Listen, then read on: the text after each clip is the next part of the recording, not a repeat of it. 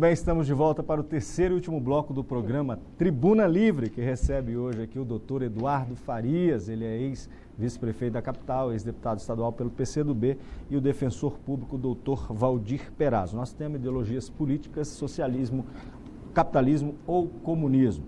Doutor Eduardo Farias, ficou para o senhor a réplica, a tréplica, não sei, mas com uma provocação do hoje. Antes eu queria fazer só uma observação. O sistema liberal, na sua implantação, ele criou um governo de casta.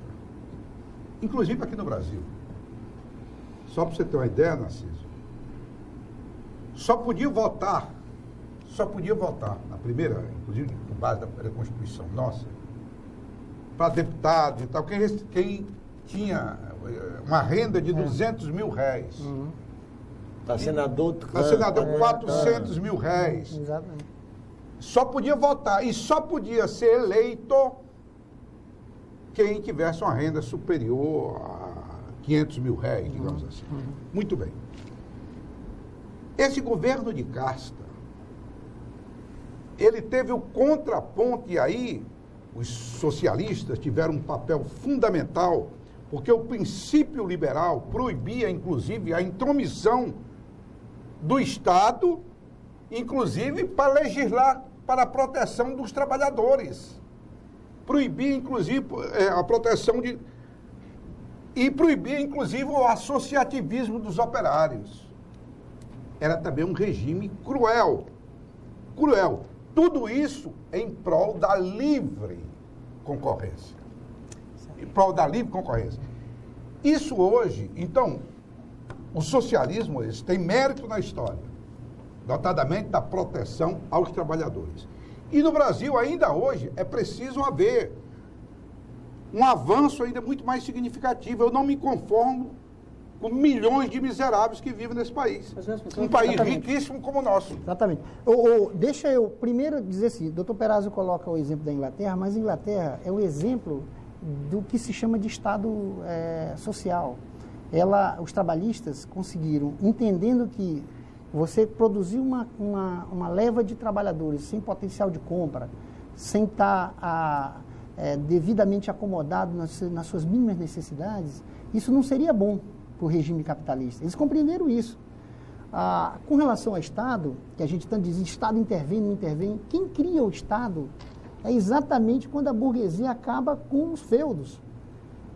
A obra do Adam Smith, que é a Bíblia do liberalismo e do capitalismo, ele combate o quê? Ele combate o período mercantilista, feudal, e ele cria o Estado Nacional. Não é que ele cria o Estado Nacional, ele entende o Estado Nacional que nasce naquele momento. Isso.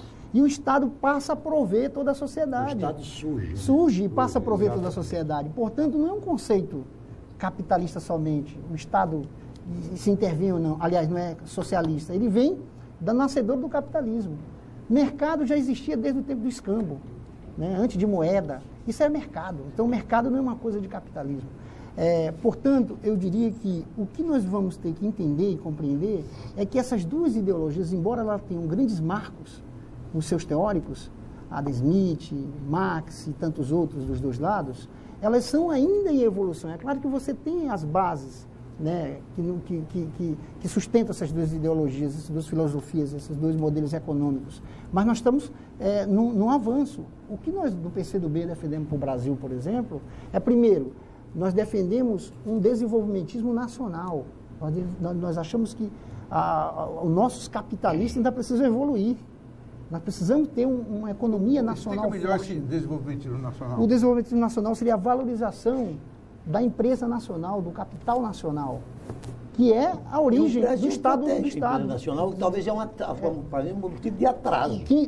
Alguns acham que é um atraso. Inclusive, o neoliberalismo, que é exatamente o fim do... O neoliberalismo estaria propondo o fim do Estado Nacional.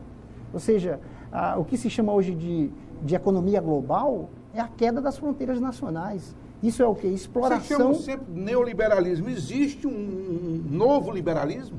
Sim, sim. Não é o liberalismo permanente? Não, porque o liberalismo... Não, o neoliberalismo, dá o nome de liberalismo, aquele acordo feito entre Reagan e Margaret Thatcher. A partir dali é que... O que se passou a chamar de neoliberalismo é exatamente o modelo criado pela Inglaterra e também que era na mesma época. O acordo dos dois. E o conceito também mais pé no chão você tinha o liberalismo, mas era do Estado Nacional. Você criava dentro da fronteira nacional. Quando se aponta para mercados fora, que sem ser as colônias, que eram basicamente as colônias, que é a chamada globalização, você acaba com as fronteiras nacionais. O dinheiro hoje, ele migra de Hong Kong para Nova York, para a Austrália, para São Paulo, para todo canto, num apertar de botão, não tem mais fronteira nacional. Então, esse é a chamada economia global, que é o neoliberalismo. O que nós defendemos, portanto, é a defesa do Estado Nacional, a defesa de uma economia nacional, da produção nacional. Não. Da produção nacional. Você não defende a produção nacional? Com distribuição de renda. Mas, doutor, eu gostaria de pontuar alguma coisa. Quando o senhor fala de distribuição de renda, eu noto que o senhor atribui essas dificuldades ou a pobreza das pessoas no Brasil ao capitalismo. Aí o senhor fala, a pobreza na África, a pobreza no Nordeste. Ora, o capitalismo não é responsável pela pobreza, doutor. O capitalismo, pelo contrário, é responsável pela superação da pobreza. Isso é verdade. Quer dizer que quando alguém acumula capital, significa que tirou do operário. Essa visão, esse pressuposto de Marx está absolutamente errado. Pelo contrário, aliás, há uma frase de Kennedy que é lapidar para definir que a produção, o acúmulo de capital pelo capitalista é melhoria para todos. A onda, quando eleva os barcos, eleva os grandes e os pequenos. Assim também na produção. Você só pode pensar em distribuição de renda, doutor Eduardo, se houver produção. Se houver riqueza. O que acontece? Se houver riqueza. Se não houver produção, não tem como distribuir. Você vai distribuir a miséria, como é em Cuba. Olha, eu conheci Cuba nós chegamos... em 1900, doutor Eduardo. Eu conheci Cuba em 1987. E lá já era miséria absoluta. A gente abria a geladeira das pessoas, só tinha água. Então, se não tiver produção, não tem como falar em distribuição de renda, se distribui a miséria.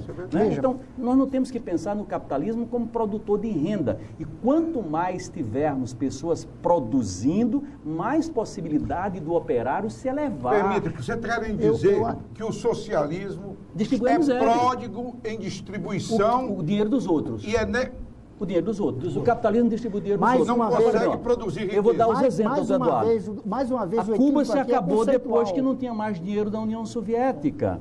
A Venezuela se acabou depois que o barril de petróleo desceu de 100 para 40.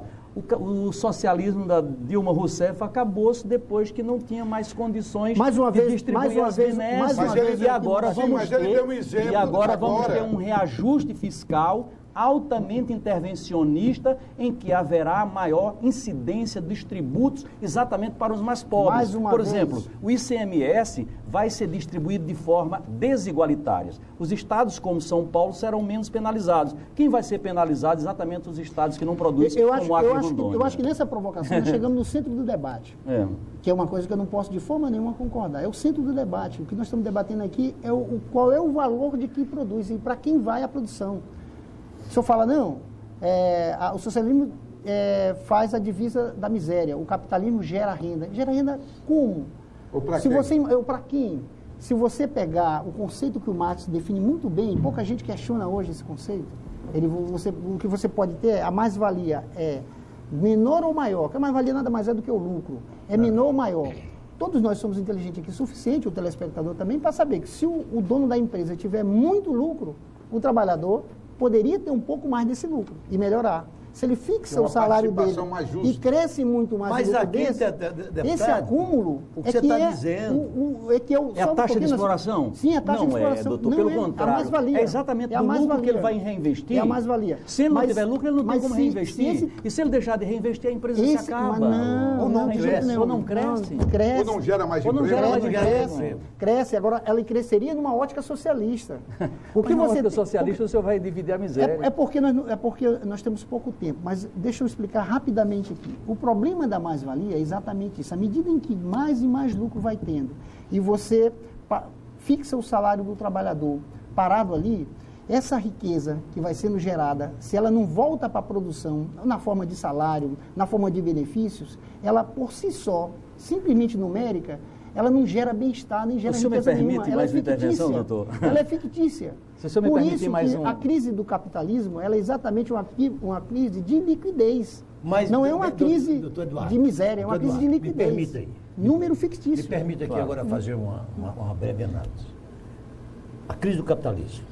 Nós passamos por duas grandes crises do capitalismo. A de 29, a quebra da Bolsa de Valores de 2008, e a de 2008.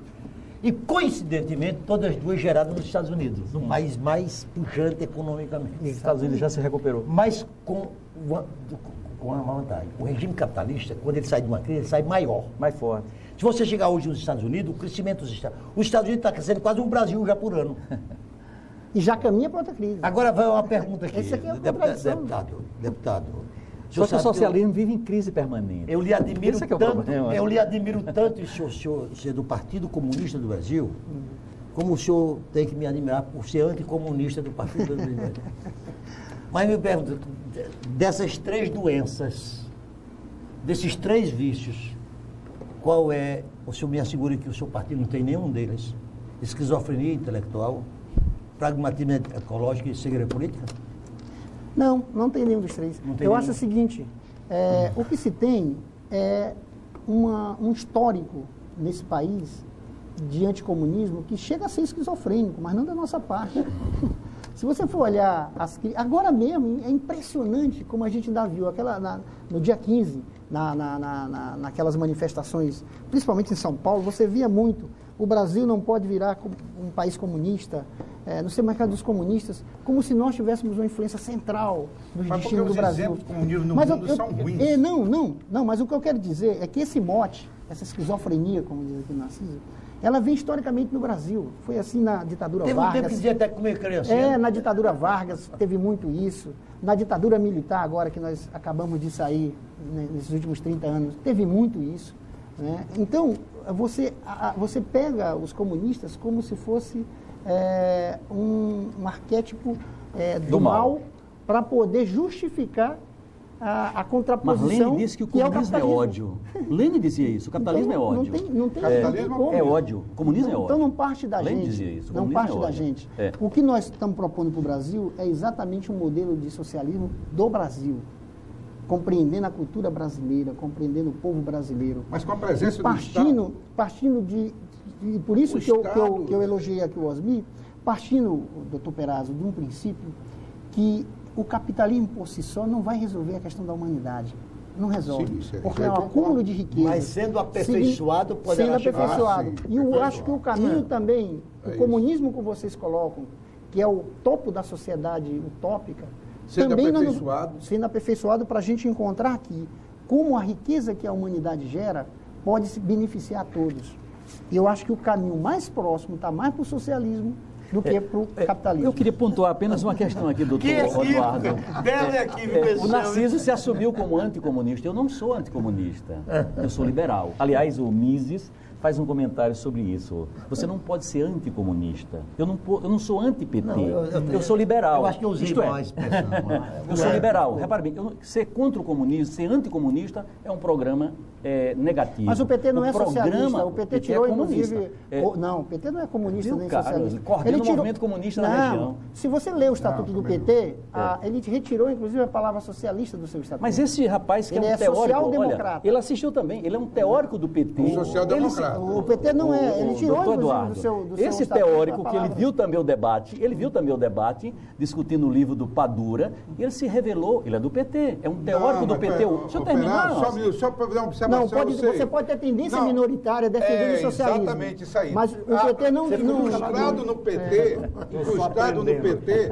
Incrustado no PT, tem corrente socialista, mas o PT majoritariamente ele é um teórico do PT, ele é um dos teóricos mais qualificados do PT e se revelou stalinista. Porque se o PT fosse socialista, ele teria feito mudanças muito mais radicais. Eu não sou anticomunista, eu sou liberal. Quero substituir o programa comunista que o PT quer implantar por um programa liberal. Agora o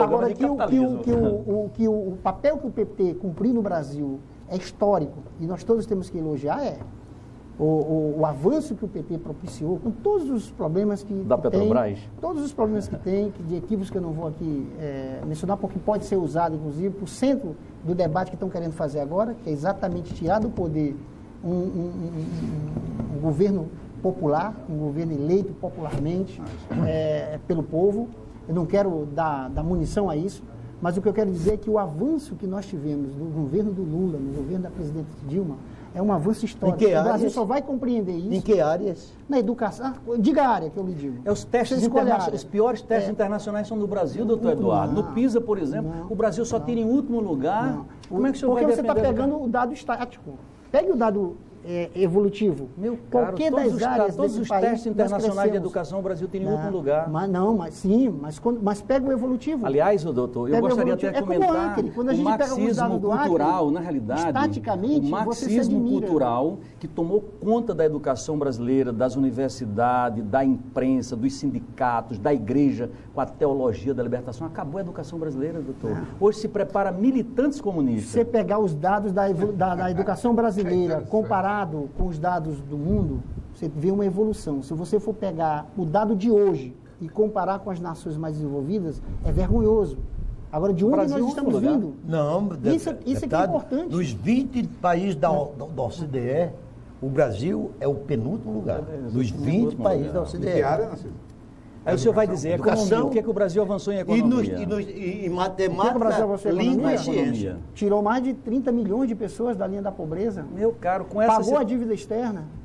Hoje é uma das maiores... A quarta economia do mundo. Se nós o que é isso se não for uma economia forte? Se nós estivéssemos devendo em dólar, estava pagando atrás de 1% ao ano. Agora estamos pagando o que se não é uma economia forte?